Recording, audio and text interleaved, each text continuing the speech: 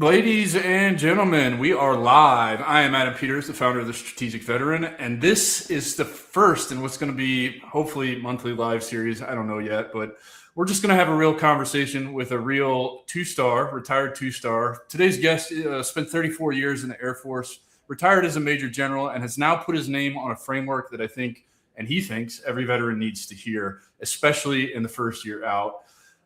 Jim Camp, author of Lead with No. You didn't write Start with No, did you? No, Jim Sr. did. That's right. Your dad wrote it. I thought so. And so Jim's here. We've been trying to put this on, for probably 6 or 8 months, just trying to get our schedules to align, to go live. Jim really wants to talk about how to negotiate after you're getting out or when you start getting out, because transition is a big problem, and learning how to negotiate in the civilian world is a massive problem. So, Jim, thanks for being here. Thanks for your time tonight, man. And I'm glad we finally made this happen. Yeah, thanks for having me, Adam. I know it's been a while in the making, but it's all worked out for the best. I think the timing is perfect. Yeah, man. Where would you like to start? You want to just give a brief background of kind of just a highlight reel of your career for those that are watching and listening that don't know, and then kind of how you kind of read your dad's book, saw what your dad was doing with his Start with No principle, and how you kind of adapted that to your next book, and how all of that applies to us when we're getting out. Yeah, I'd love to. So just to give everybody, just for a frame of context here. So there's two Jim Camps. Jim Camp Sr., you'll see his name all over the internet. He wrote a book back in the early 2000s when I was, my brother and I were working with him.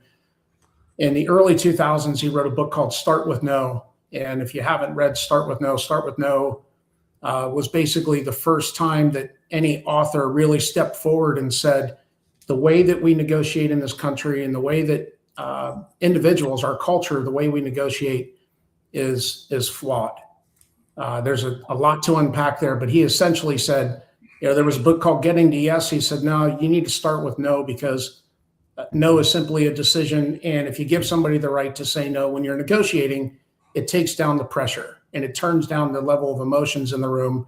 And it also helps you come across as like, hey, I don't need this deal. I want the deal, but I don't need it. So when he wrote that book, it kind of set a shockwave through the negotiation world, all the way to Harvard, right? All the way to the top universities. They were like, who is this guy and what's he talking about?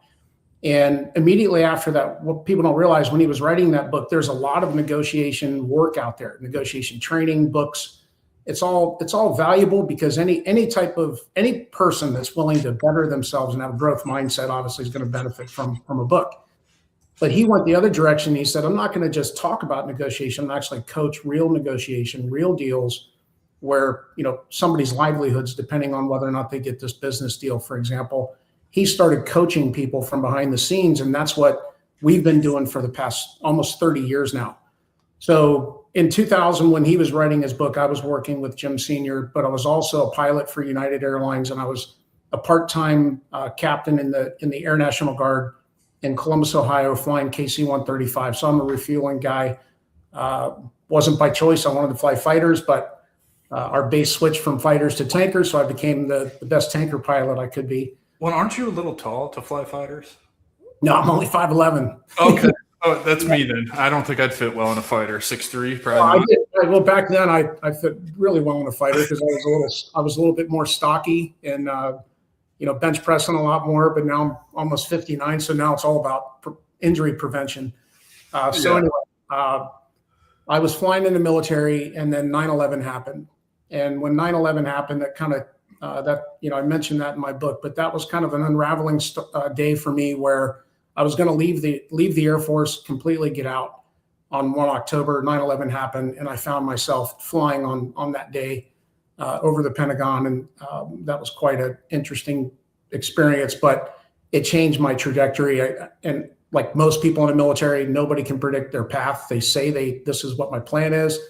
My entire plan fell apart multiple times. And I essentially, after 9/11, never went back to United Airlines, ended up resigning. So I stayed with Jim Camp Sr. for working with him, working with my father, flying part-time and deploying quite a bit.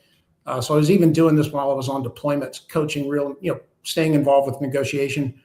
And then when I resigned, probably around 2006, 2007 timeframe, somebody tapped me on the shoulder. I made major, and they said, "Hey, Jim, what are your thoughts on leadership?" And I said, "Well, trying to go how it is in the military. Most people focus on their skill set early. They become good at their job, and then from there, especially in the officer corps, in the Air Force, it's not as much about leading people right away. It's about flying the airplane well and working with your crew." And then I transitioned to the leadership track, and I thought, okay, I'll stay until 2010, get my 20, and get out. That was my plan, and it perpetuated from 2020 to another full time. Things just started happening, promotions started coming, and I was working really hard at doing all the things I was supposed to do. But here's the interesting thing, Adam. This was a lot of people that knew me when I was younger said, there is no way we would have ever predicted that, number one, you would stay in that long, but number two, that you would shut your mouth long enough and not be too intense to get promoted. Because I was, I was a very intense, competitive guy. I still am. But what I realized, especially in the leadership track, is I was negotiating every day. I was negotiating with my airmen. I was negotiating external outside of our squadron. I was negotiating with my superiors. I was negotiating every day. And I had this great framework, this system that my dad developed. We call it the NO system of negotiation. So as a military person, and this is why I think it's important to folks in the military or any veteran for that matter, if you respond well to systematic training, and we know a system gives us emotional control when the proverbial shooting starts, that control I harnessed from that system of negotiation that I learned over the years. And I essentially negotiated my way through my career. And I discovered that leadership was actually a form of negotiation. So when I ask people, what do you think of when you hear the word negotiation? Everybody says the same thing. They think of compromise, win-win, give and take, bargaining, meeting in the middle, all of those things. And then when you ask them, what do you picture? What type of negotiation? Most people picture like you and I sitting across from a conference table. Yep. Right? Negotiating some kind of deal. And in all reality, what I've discovered is negotiation comes in multiple forms. There's, of course, sales, business negotiations, procurement, mergers, acquisitions, all those things. But I'm actually, since I talked to you last, Adam, I'm starting to work with, I'm doing a program for child protective services. So people that go out there and try to take care of families that are experiencing great hardship with their children, highly emotional environment. But I'm working with those folks to help them negotiate in highly emotional settings with families. We're also starting to talk to organ procurement organizations about that difficult conversation, that negotiation between a family that's about to lose a loved one. Those people wouldn't consider that a negotiation. And what we've discovered is that everything we do falls into that category as long as it meets three conditions. And I want everybody to think about this. The definition of negotiation is not compromise, give and take, meet in the middle. It's none of that. Negotiation is the effort between two or more parties, with all parties you're trying to reach an agreement. So the effort between two or more parties, with all parties having the right to veto, the right to say no. And what's amazing is people are scared to death of the word no. So I'm glad that you're saying this, because on my journey in building this personal brand and this platform and some of the other things that I haven't announced that we're going to be doing with this, to the AI consulting space, to the plant medicine space, one of the biggest lessons I've had to learn in my life at almost 41 years old is actually how to say no. I never thought it was okay to say no for various different reasons, right? Growing up as a kid, some of the childhood trauma stuff that I have to deal with is very much love was performative. So, saying no or expressing my wants and needs and desires was very negative. I'm a people pleaser at heart, man, is really what it comes down to. So it's really hard for me to say no. And you add into that the fact that I was a poor kid who his whole life never thought that he would have quite the opportunity that's been coming my way since I built this platform, because this is an opportunity machine.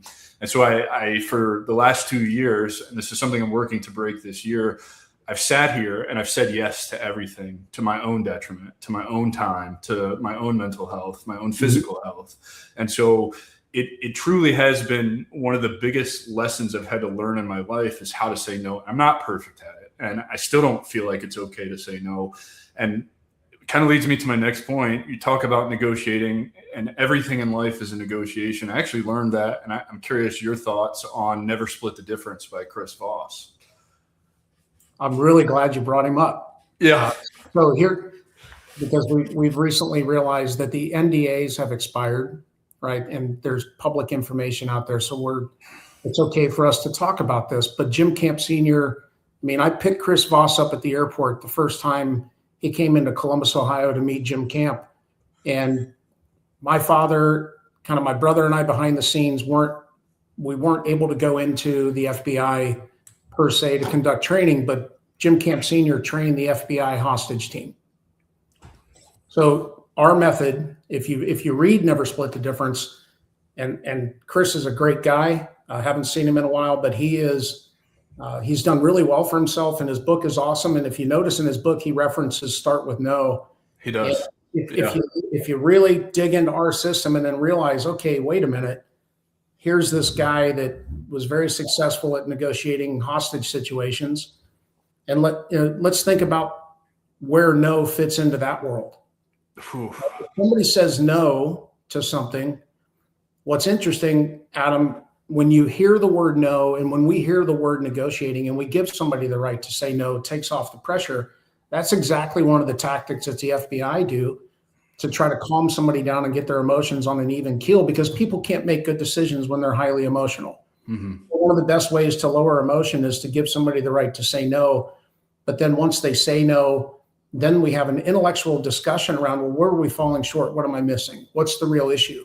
So what we see in business negotiations, even some of the biggest business negotiations we work with on a daily basis, both sides are trying to, secure their interest, optimize for whatever they're trying to accomplish. But when one side says, no, that's, we can't do this, or we're not willing to do that, we now have an opportunity to find out what's holding them back. Yes. And we've learned that there's only 4 reasons, and we talk about this in our books, but there's only 4 reasons why people say no. There's only 4. As long as, well, there's a caveat. As long as, if I'm negotiating with you and I'm being nurturing, this is our behavior or posture at all times, nurturing and respectful. Mm-hmm. I did it as a leader. I don't care if I was talking to an airman, right out of basic training, or a 4-star. Always respectful, always nurturing. There is no room for leverage tactics. I'll call it amateur behavior, where you say take it or leave it, and you're ready to storm out of the room. None of that works. We stay nurturing, respectful. As long as we do that, there's only 4 reasons why somebody will say no. 1, they don't see it. They don't see the emotional vision of benefit. What that means is maybe we haven't done a good enough job of asking the right questions to help them build vision around our solution that we're trying to provide. It's so funny, all the things you're talking about right now fit so well into sales. And, and particularly, I say that because I'm a victim as an infantry guy getting out of the sales just black hole that engulfs so many veterans. And look, there's lots of awesome sales jobs out there, but I wish I would have known what you're talking about right now when I first started in sales, because, man, it would have shortcut a lot of things. It would, because conventional sales wisdom tells you, here's your product, present, present, present. Yeah, exactly. It's know this product, every feature of this product, but not building the need for the prospect, right? Like everything that you're talking about, it was eat what you kill, high pressure, one call close type sales. And there's no time to build any kind of respect or talk to people respectfully, particularly when you're cold calling them, because they're already not respectful to you. So, we take that attitude and we reflect that back like a mirror. So I'm just like, you're already at point 2. And I'm just saying that for those vets that are listening, if you're in sales, this is incredibly valuable for you right now. Yeah, it is. It is. I'll attest to that. I mean, I'm in sales. That's what I did for my father. I grew up in a sales background when I was trying to get into pilot training, trying to get somebody to hire me because my grade point wasn't high enough. So thank goodness the National Guard was like, yeah, we'll take your 2.3 GPA, off you go to pilot training, right? Right. I did go to a hard school, so I'll caveat it with that. But I had a really bad first year. That's okay. We all do. I was playing football, living in a fraternity house, and young Jimbo got a little distracted, but I course corrected and made it. But anyway, so if we have 4 reasons why somebody says no. Now, let's use a sales environment, for example. If I'm presenting something to you, if I'm saying, Adam, I have a system of negotiation that will give you total emotional control at all times, you know exactly what you're doing and why. It's founded on a very solid mindset. We have a structured approach to preparation and debriefing, and we teach you all the behaviors that are going to keep you in the game and make you successful at sales. Doesn't that sound good? Yeah. Right? If I do something like that, immediately I guarantee if you're on the receiving end of that, you're kind of sitting back on, okay, here it comes. Yep. Right? Here comes the pressure. Instead, if I were to say, if I do that and you say no, well, I have a vision problem because I haven't built any vision. If I say, Adam, talk to me about your sales experience. What have you experienced in the past? And you start to elaborate. You are sharing with me what you see in your head, not me shoving my features and benefits down your throat. Right. And then if I ask the right questions, you will expand on that and you'll create a vision of benefit around, okay, I have a big deal coming up. How do I prepare? What's your preparation habit pattern? Like if I get in an airplane, I follow a checklist and that checklist becomes habit pattern. There are things in the military that we learn we have to commit to memory under duress because that's when it's going to happen.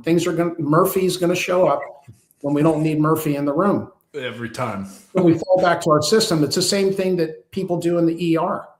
You watch them attack a patient when they get wheeled in and they're systematic and it's almost like they have no emotion. They might be heightened, excited, or their adrenaline's up. Of course, it's life or death, but they are systematically going through their process to try to make sure they have an airway, make sure they have a pulse, all those things.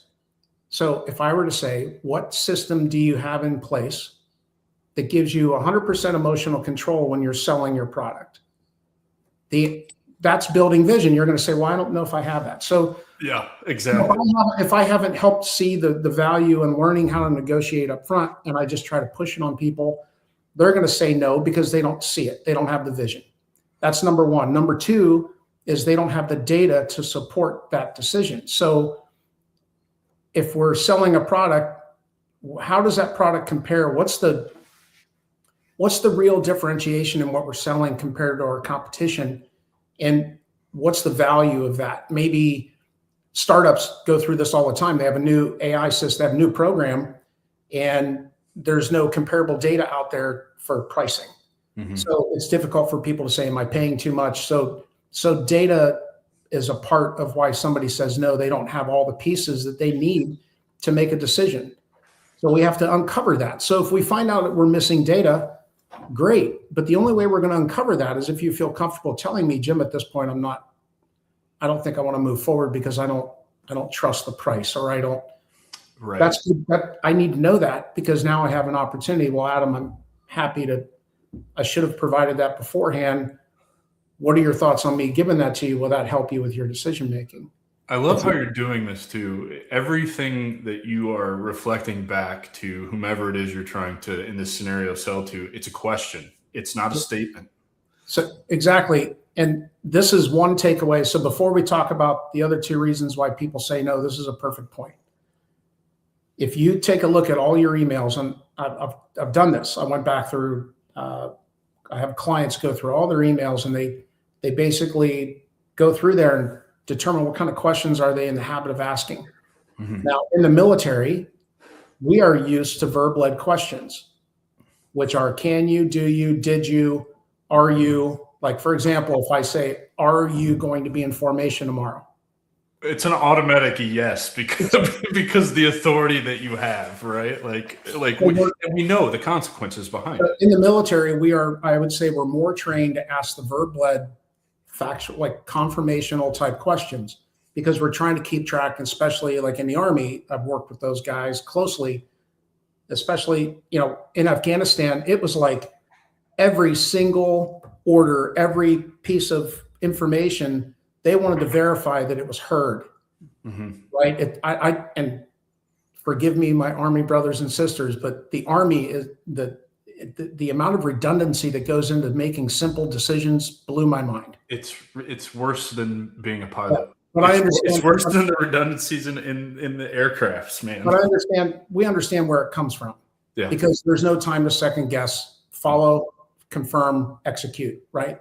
Here's my intent, execute, and report back. Yep. So we have a habit pattern, but when we look at the questions we ask, even in email, if you're in the habit of asking that, like if I walk into a car dealership and they say, do you see yourself driving away today in a new car? I just experienced that with my daughter, college kid, just graduated a couple of weeks ago. And I said, maybe, because I wasn't ready to make a decision. The problem with verb-led questions is they force a decision.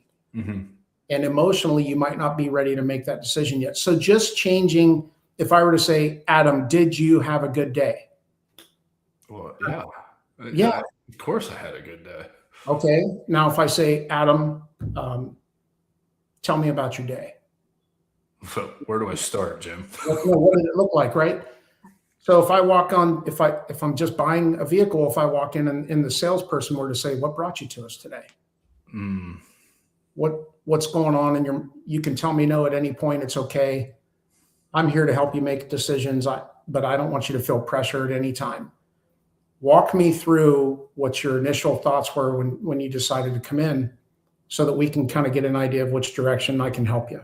I wish car salesmen would ask questions like that, because I, like you, I hate going to the There's a massive dealership up in Michigan that we trained 100 people for 9 months. My team did last year, and that's how they operate now, and they're killing it. I guarantee they're killing it. I just got a new car in February, and I put it off and put it off and put it off because the experience of going to a car dealership is the worst thing on the planet. It is. It's so bad. And it doesn't have to be. It doesn't have to be, but there's a lot of neediness on this. The sales team is they need to make a sale. They're on 100% commission. They have to move volume. If they don't move, I've learned a lot about the industry, and it's really tough. I'm not saying this is easy, but when you give somebody the right to say no, it's difficult. It's counterintuitive, especially in a sales negotiation, which starts from the moment you shake hands, by the way, or the moment you have your first contact. Negotiation is not when we're haggling over price. It's an effort to reach an agreement with all parties having the right to veto. So there are multiple decisions that are made in big, long-lasting agreements. So let's stick with this. So either we don't have the benefit, we don't see the vision of benefit emotionally, so we're not connected with the idea of reaching an agreement. We don't say yes, we're not ready to move forward. Or we don't have the data. Am I getting a good price for my vehicle? Or, number 3 is we don't have the authority to say yes. We're not negotiating necessarily with the entire decision-making process here. So, for example, I might want Cynthia, my wife, to come look at the vehicle, right? I might have others that are involved in the decision-making that I didn't understand. I talked about it in my book, but when the COVID vaccine came out, I'll be honest, I didn't want to take it. I wasn't, but I was like, okay, it's a mandate, DOD, we do what we're told. So I was the first one to take it, but then I had to negotiate with everybody. And people said, why are you negotiating with 5,000 airmen? You just tell them to do it, roll their sleeve up, it's in order, or get out, there's a door. Well, the problem was we were going to lose 10% of our force overnight. Because, right, that was a negotiation. Did they have the vision of benefit to take in the shot? Maybe they didn't see what the real issues were. So we had to negotiate. We had to let them say no. We had to let them, okay, where's the data to support this decision? So we're scrambling to find data. Then we assumed that it was their decision. It's an airman. So you're saying, hey, are you going to roll your sleeve up or not? We found out that there were decision makers behind the scenes, even family members, like a wife that says, hey, Adam, or hey, Jim, if you take that shot, I'm not going to have kids with you. Literally. And there was a lot of those. There was a lot of those. And then we had a kid come in and he was in tears and he said, I took the shot and my family kicked me out. He was 19 years old, paying for college, in the National Guard, trying to pay his way, earn his education, and serve his country. And his family kicked him out of the house. So, do you have the authority to say yes? So, vision of benefit, data, and then decision making. Do you have the ability to actually make the decision? And then the fourth is the bluff. It's my favorite. It has to be. It's a bluff, right? Well, somebody says, like, let's say I'm coaching a guy right now that has capital equipment, and that equipment's worth $5 million, and he's trying to sell that equipment. And somebody turns around and comes back and says, this is a non-starter. Your price is too high. You better sharpen your pencil. And they say it with that authority. What does he do? What the typical person negotiating out there, and he's prior military, by the way, his first instinct might be, I'm going to go back and figure out where I can cut costs. Yep. And I'm going to do my job. And hey, look at this. Okay, here, I did it. And I'm going to cut margin. I'm going to leave profit on the table because it's a tactic that they use to see how you respond. So this happens every day in corporate America, every day.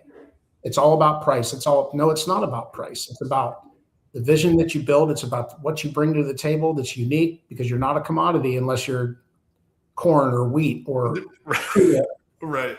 crude oil right now, right? So, fuck, man. So we don't even get me started on oil. No, so we prosecute that list, but I know we only have 30 minutes, right? No, we got the whole hour, and I'm as soon as you're done making your points, I kind of want to put this in a direction that applies to the audience that we're actually speaking to. So that was my concern. I'm like, okay, do I have 3 minutes left? No, you do not. I wouldn't do that to you. Right, and if you're ready to move that direction, I'll just get it out there. So how can we take these 4 principles that you're talking about from your book, and how can a transitioning, the typical transitioning service member, let's just say a wife, 2 kids, we see this all the time, Jim, is they pigeonhole themselves into that first job that comes along because they feel like they have no other choice. They can't say no because of the responsibility to take care of their family. They end up quitting the first 2 jobs within the first year and the third one within the first 2 years. So they'll have an average of 3 jobs in their first 3 years out because the job makes them miserable, and they only took it because they felt like they couldn't say no because they weren't going to get another opportunity. How does all of this apply to that scenario? So one of the first things we tell folks, well, first of all, if you're getting ready to negotiate, and the first challenge for a transitioning veteran, the earlier that they can start to wrap their head around this, the better. Yeah. So like if there are listeners out there that are in the military now, and you know that you have a separation date, this is coming down the way. There's a lot of anxiety. I've done it, right? I gave my notice and I was I didn't have a book published. I was coming back into the business, so that's a little different. But I had some anxiety around the fact that the date was coming, and I knew that I wanted to keep going. I had to repurpose my life because I wasn't ready to stop working. And that's the challenge with transitioning folks. A lot of them, even if they retire, they've got a lifetime ahead of them. Yeah. So the sooner they can wrap their head around the idea that and I'm going to foot stomp this for every veteran, because if I'm wrong, I'll buy you a cold one. The most important skill that you can develop while you're getting ready to separate is the ability to reach agreements, the ability to negotiate. It is different in the outside world. People are not going to give you clear direction. You're going to find yourself in a position where you don't think you have a voice. There's no clear chain of command. People aren't wearing uniforms we both can look at our service dress. I can look at your service dress in 2 seconds, and you can probably look at mine. And, of course, the Air Force gives out way too many medals. I'll be the first to say it. My son's a Marine, and he makes fun of that, right? And he's like, yeah, you guys have too many medals. You guys all, but the point is, in the civilian world, it's not as clear cut. The lines. What you're saying is you can see the experience in the military. You could just look at a dress uniform. Okay, that guy's been around the block. He's done some shit. It doesn't matter what the rank that he wears is. It's an identifier that doesn't really exist in the civilian world. Everybody's wearing suits and ties, business casual. The people you think are in charge are often just the loudest people in the room. It's the quieter ones that are typically in charge. I understand exactly what you're saying. Yeah. So the first challenge, right? It's the example you gave me is developing that internal alignment with what we want before we start negotiating a salary or a job. Yeah, I say this is exactly. I say it very differently. I say you got to sit in front of the mirror and figure out what you want. You got to, and that. So we call that part of our negotiation process. We call that internal alignment. That's it. If I go to a company that has 3 different owners and I say, you guys, this organization reached out and said they want to buy your company and integrate you into theirs. And let's say it's a multi-million-dollar deal and I have 3 different founders or owners and I have a private conversation with all 3, they're all 3 going to give me a different answer on what they're trying to optimize for. Yep. So for example, I made the decision a long time ago. Even though I would have had ample opportunity to go into the federal civilian side and stay affiliated with the military, for me, that was a very easy path I could have taken and I would have been fine financially. But I knew deep down with my family and just me as a person, I was like, I can't do that anymore. I'm an entrepreneur at heart. I've been wearing a uniform, but at heart, I want to go out there and make something happen. Mm-hmm. So getting aligned on what you really want to accomplish and then understanding that if you're going to make that happen, you have to negotiate an interview. You have to get through the interview. You have to negotiate a salary. And I've seen far too many people in the military, especially, their mindset is, well, as long as I'm close to what I was making, we've adjusted our standard of living to this. And as long as I'm close, I'm happy. Well, and that's also a fallacy because I find a lot of service members don't even know what they actually need to make because they don't take things like BAH and BAS into consideration. Correct. So you're looking at that 5-year E5 and all the benefits that you get from we'll just use active duty as a scenario because that's probably where you see it most. They need to make the equivalent of almost $90,000 a year in salary to make up for the benefits they're losing when getting out of active duty. That's medical insurance, because not everybody's getting medically retired like I was and paying $47.10 for TRICARE for the rest of your life, right? Not everybody has access to the VA when they get out. I don't know if you know this, but I know you probably do, Jim, but most people that are listening to this probably don't know that health insurance on average will cost you $400 a month. Yeah, it's a car payment, and it's not even a car payment anymore. I know personally because I'm paying for it for one more year until I turn 60. Yeah. So anyway, I keep cutting you off, and I'm sorry, but it's you're not. No, little gems that service members don't know when they're getting out because they're not told this in a TAP class, and the VA doesn't tell you this. They just. No. It's the fallacy that they sell you. Hey, go to college, get the degrees. This was my case. This is a blueprint that I followed, and boy, did it not work. Go to school, get the degrees, use your GI Bill. You'll get a 6-figure salary because you're a veteran and everybody wants to hire you. Congratulations, that's success. Well, I went to flight school. I got an AST and professional pilot. Swear to God, have a commercial multi-engine instructor license, and also went and got my bachelor's in business and psychology. And nobody was jumping to give me $100,000 a year. Right. You have to go out. You have to go out and find it. Yep. But before you go out and find it, you have to be well equipped so that when you get the phone call, and you get the notification, and what else is interesting is you got to work your network. I'm so glad that you said that, because when you said the single biggest thing is learning how to negotiate, I wanted to push back, but I think that they go hand in hand, and I think they're of equal importance. Building your own network is huge. Right. So I'm just going to throw this out there right now. I'm going to throw it down.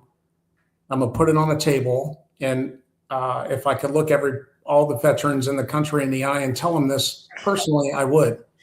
Here's the thing. You need a mentor. You need people in your network. You need to realize you're stepping into an environment where you're only going to get what you negotiate. Mm-hmm. negotiate. I don't for the rest of the rest of your life. Everything you get in business is negotiated. Mm-hmm. Now, to a degree in the military, like I got told no 3 times to my first command jobs.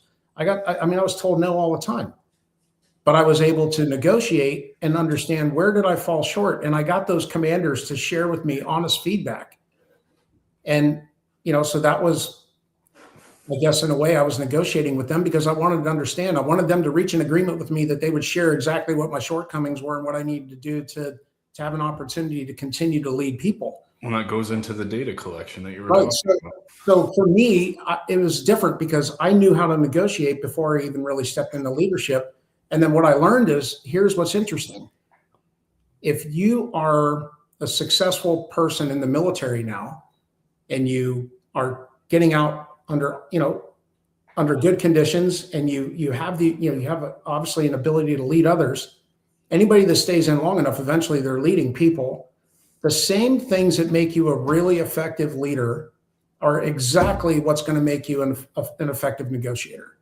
And they go hand in hand. The same characteristics of really good leaders make you really strong negotiators. And the really good ones, they walk quietly, they're approachable, they collaborate, they're not afraid to hear what you think.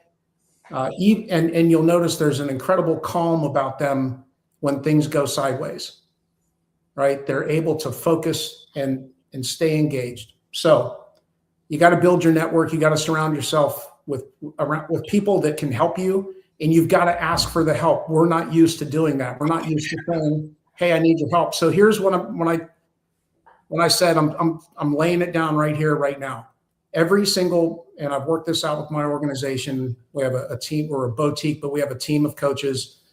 And we worked it out financially. Every single veteran in this country, if I have my way, is going to have an audiobook we have 3.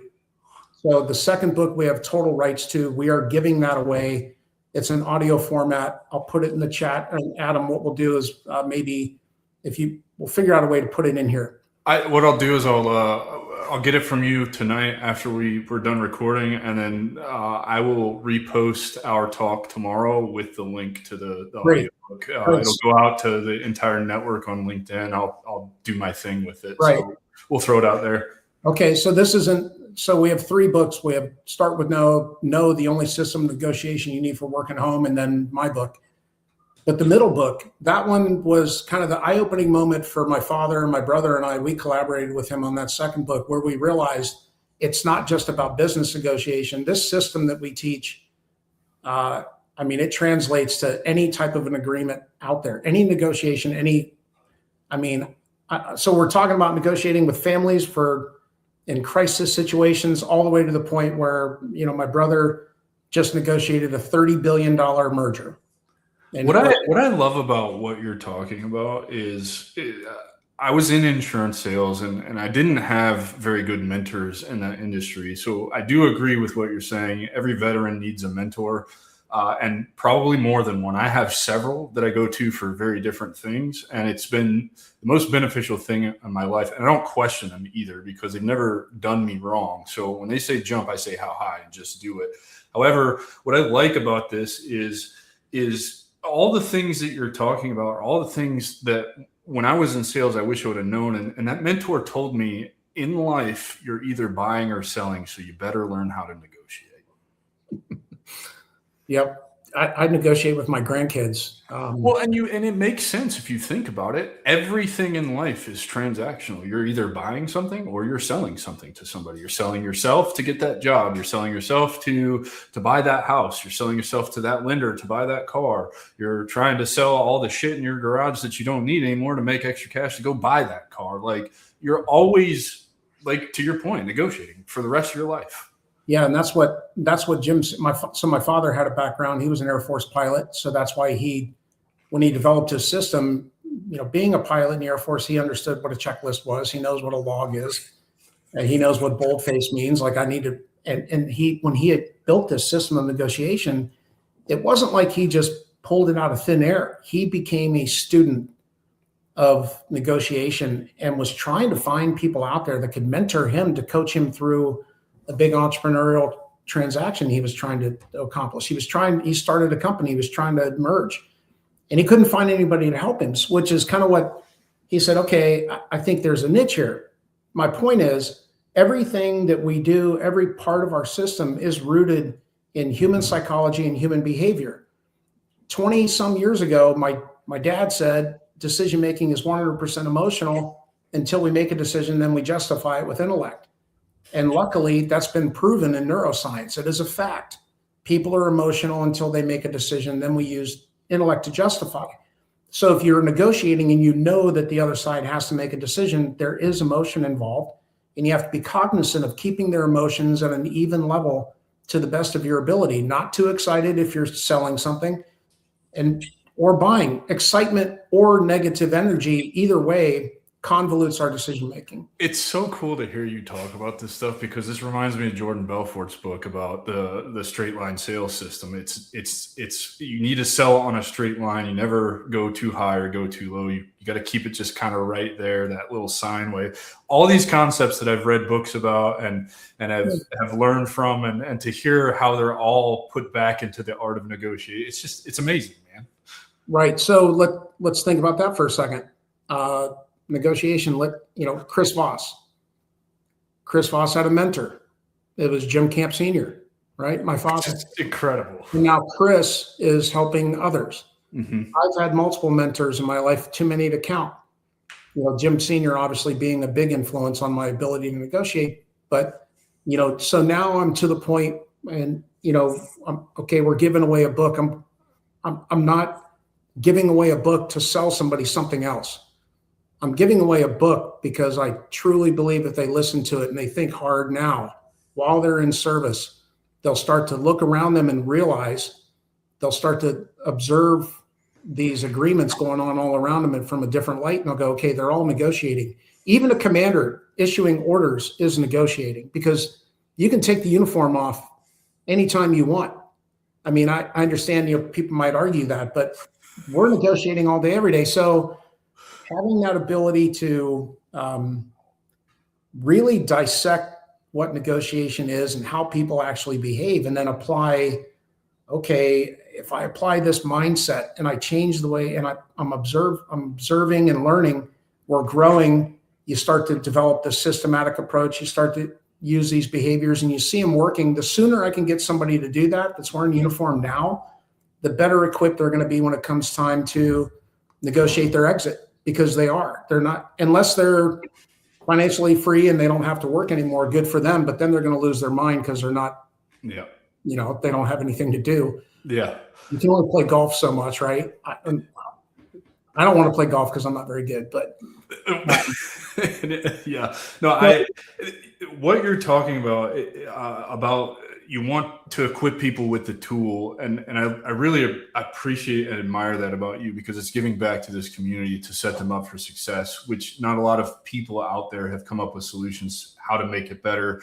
But also, I like that you're encouraging people to actually listen to this, because it's kind of the same for me. When I read Voss's book, Never Split the Difference, Mm-hmm. I started to be able to see those things in real life, in real time, as they were happening.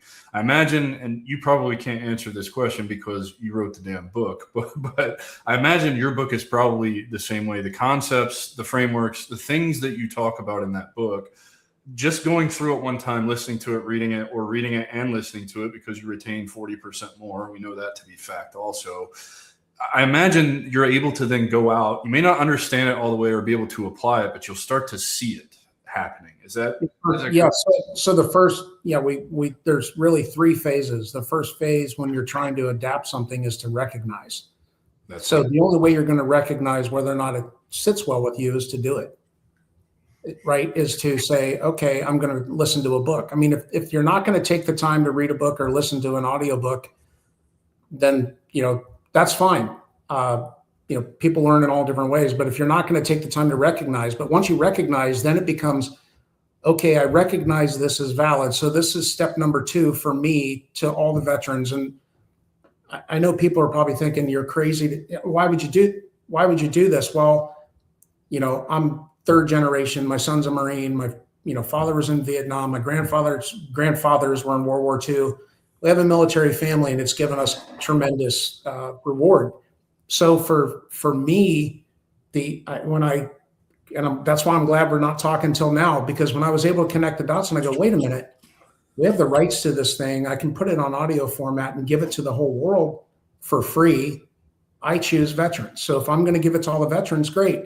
If they listen and they recognize and they go, okay, I'm seeing things differently, this is starting to have an impact on me, then all they have to do, the next step is, hey, Jim, I want to take your online course. And I'll put them in our online course for free.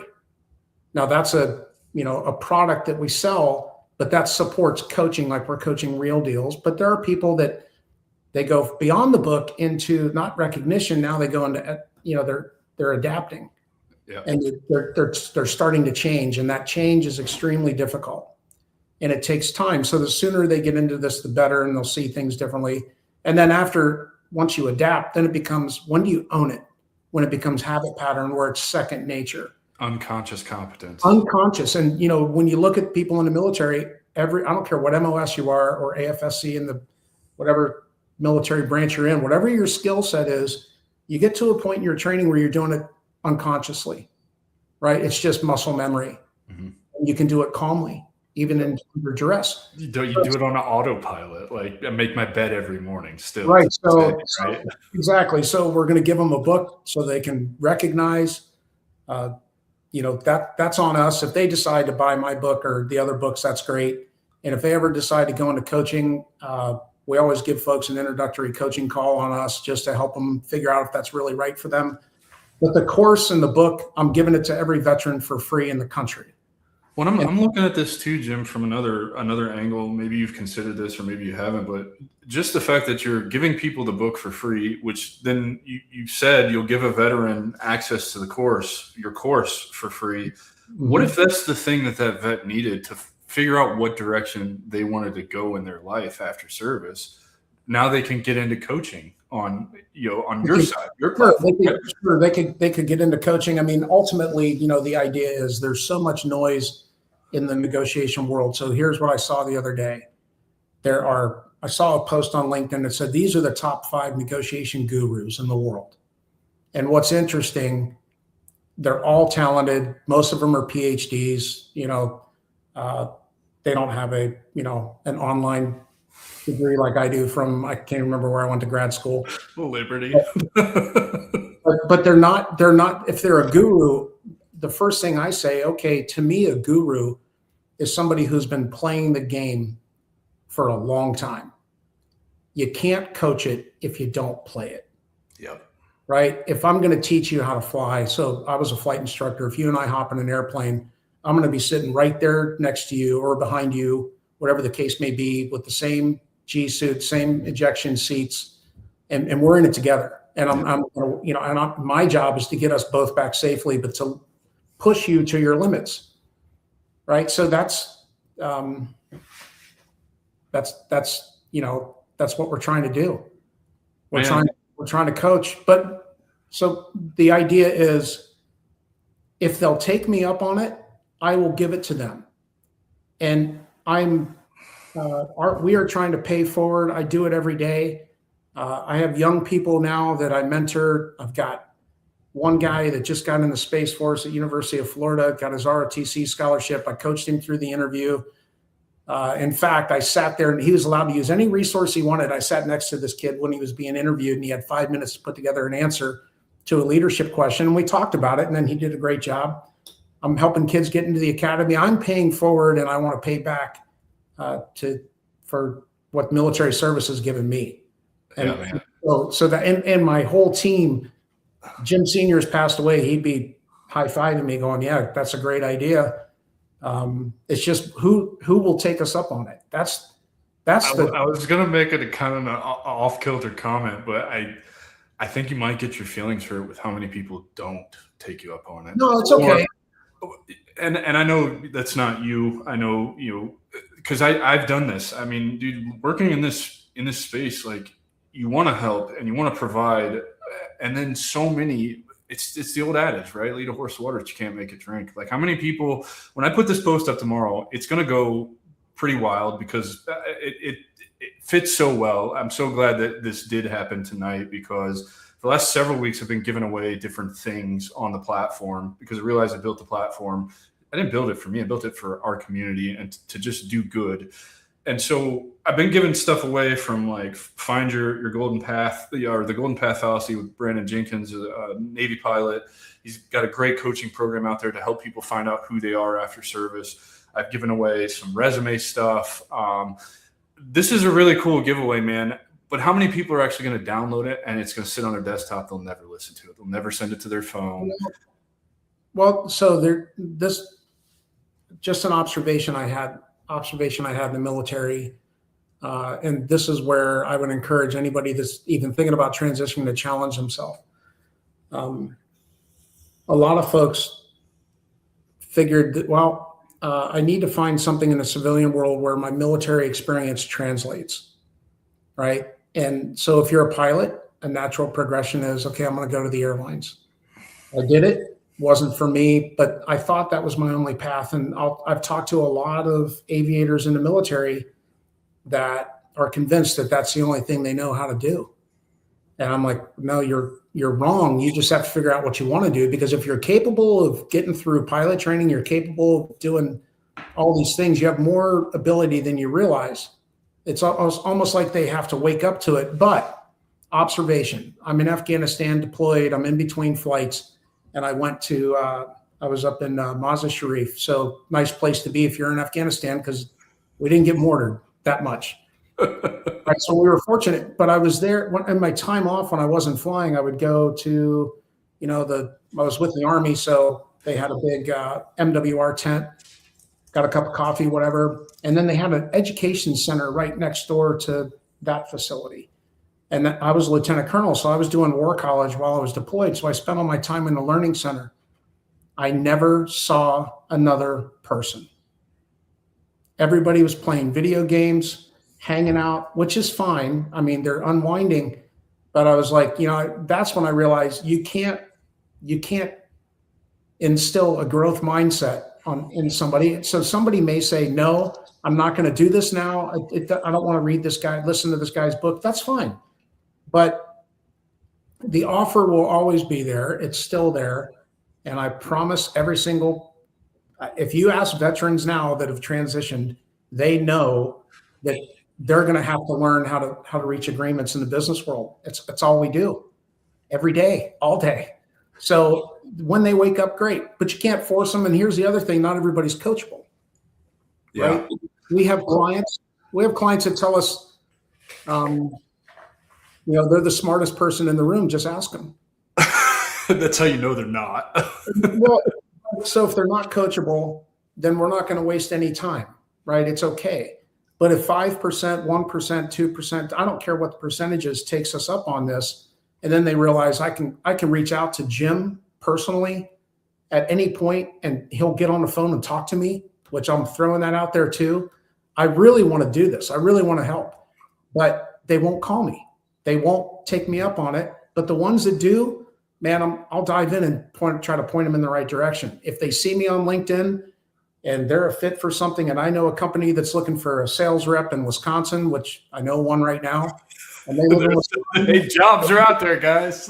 Yeah, it's just, so I'll help them with their network. But you know what? When I wrote the book, I said this in my book, and I meant it. If this book only helps a small handful of people, it's worth the effort.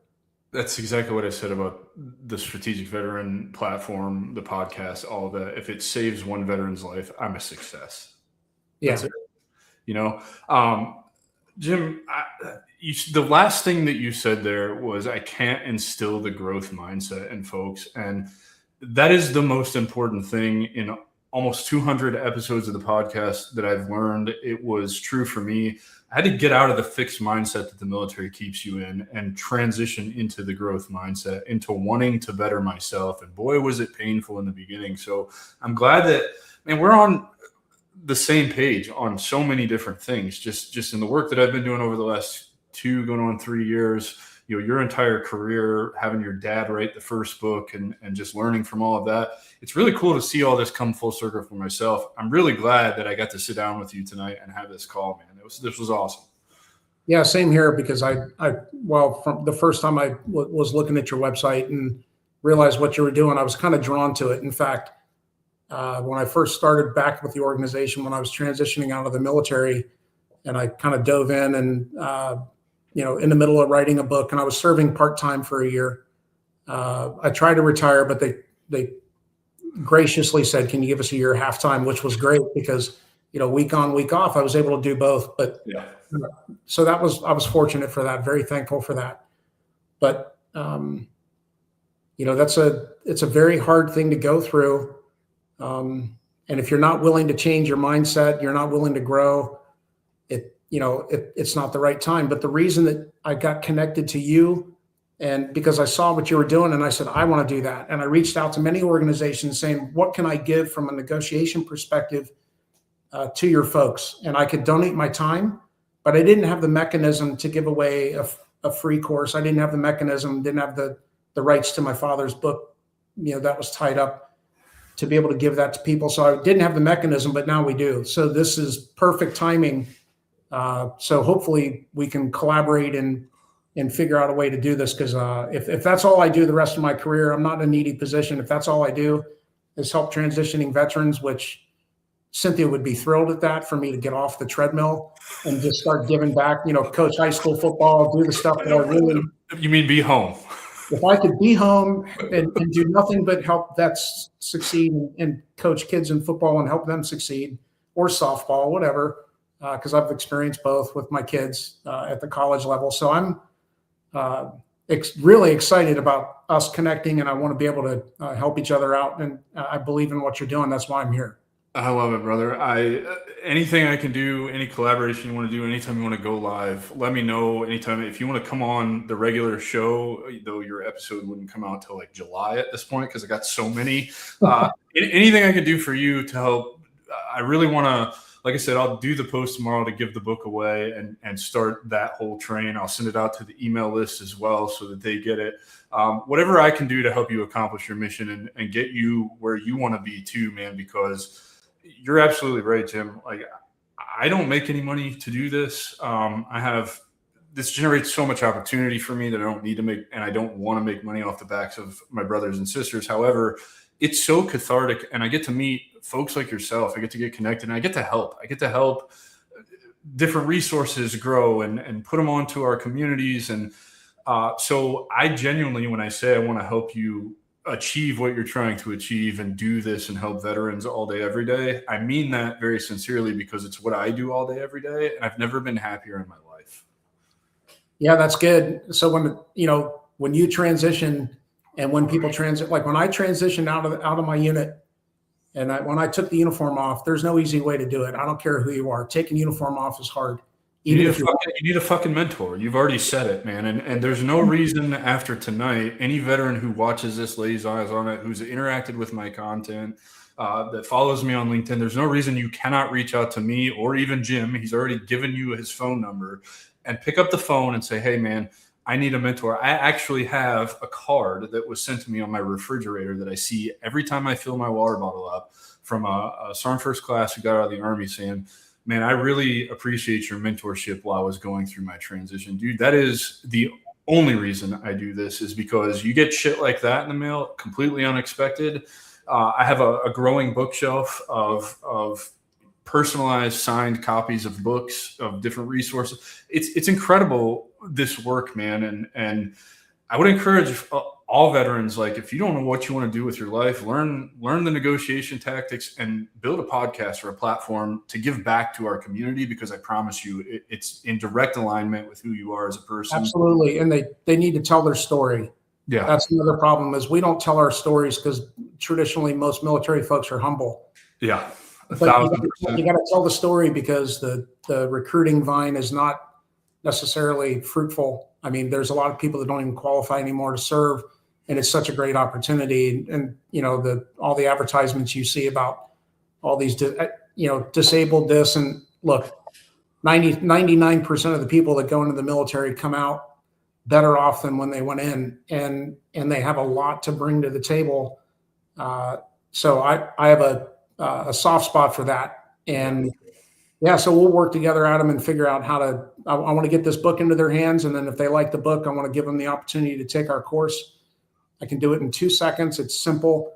And you know what? If they don't want to, anybody that gets a copy of this book, I don't care who they share it with. They can share it with their entire network. It doesn't matter because you're going to love this, Jim. I just thought about it. So every Friday I get to talk to a Seven Eagle Skillbridge group of somewhere between, it's been a lot more lately. The last 3 weeks, it's been over 40 veterans entering the Skillbridge program. So I'll be able to drop that link tomorrow at 7 Eagle as well. So this couldn't have worked out any more perfect. We are overtime now. Okay. I thank you so much for being here, for staying in the inbox, not letting me forget this as I continue to get busy, and just keep pushing me to do these things, man. I've really enjoyed this. I respect you as a person, your career, the way I'm able to have a conversation with you, and your generosity. So anytime you want to do this, man, you have a home here. Please just let me know and we'll make it happen. And thank you for your time and all your generosity, brother. Yeah, sounds good. We'll have a cup of coffee when I come over to Melbourne. Yes, sir. Take care, everybody. We'll see you hopefully soon with another live. If anything here has inspired you to want to come tell your story via the Transition Talks live that I used to run, or if you have something to offer like Jim does to help the community and you want an hour here on a platform, please let me know.